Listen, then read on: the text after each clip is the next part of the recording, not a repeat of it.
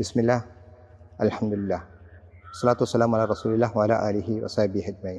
പ്രിയ സഹോദരങ്ങളെ, തീരദേശത്ത് വാടകയ്ക്ക് താമസിച്ചിരുന്ന ഒരു സഹോദരനും അദ്ദേഹത്തിൻ്റെ ഭാര്യയും 2 മക്കളും അടങ്ങുന്ന ആ കുടുംബം വളരെ പ്രയാസത്തോടെ കൂടെ ആണ് ജീവിച്ചത്.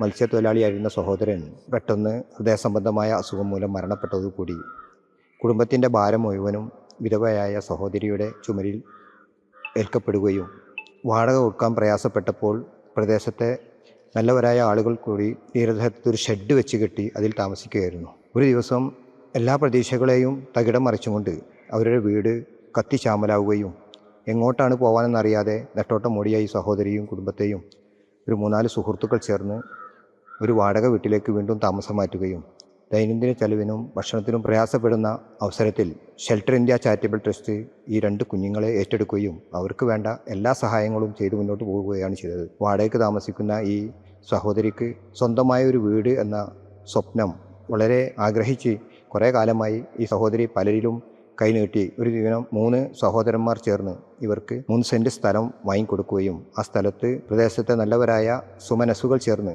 വീടിൻ്റെ ഫൗണ്ടേഷൻ വർക്ക് തീർത്തു കൊടുക്കുകയും ചെയ്തു. ഷെൽട്ടർ ഇന്ത്യ ചാരിറ്റബിൾ ട്രസ്റ്റ് ഈ കുടുംബത്തെ സന്ദർശിക്കുകയും തീർത്തും അർഹരാണെന്ന് ബോധ്യപ്പെടുന്നതിൻ്റെ അടിസ്ഥാനത്തിൽ ഈ കുടുംബത്തിൻ്റെ വീടിൻ്റെ നിർമ്മാണം ഏറ്റെടുക്കുകയും നിർമ്മാണത്തിനായി നമുക്ക് ആവശ്യമായി വരുന്നത് 8 ലക്ഷം രൂപയാണ്. ആ 8 ലക്ഷം രൂപ സമാഹരിച്ചാൽ യതീമായ 2 മക്കൾക്കും ഈ മാതാവിനും സുരക്ഷിതമായ ഭവനത്തിൽ വളരെ സന്തോഷത്തോടു കൂടി കഴിയാൻ കഴിയും. പ്രിയമുള്ളവരെ, ഈ കുടുംബത്തിൻ്റെ വീടെന്ന സ്വപ്നം സാക്ഷാത്കരിക്കാൻ നിങ്ങളാൽ കഴിയുന്ന സഹായങ്ങൾ നൽകി, അത് ഭാഗികമാവട്ടെ അല്ലെങ്കിൽ പൂർണ്ണമായിട്ടാവട്ടെ ഗഡുക്കളായിട്ടോ നിങ്ങൾ നൽകി ഇവരുടെ വീട് പൂർത്തീകരിക്കാൻ സഹായിക്കണം.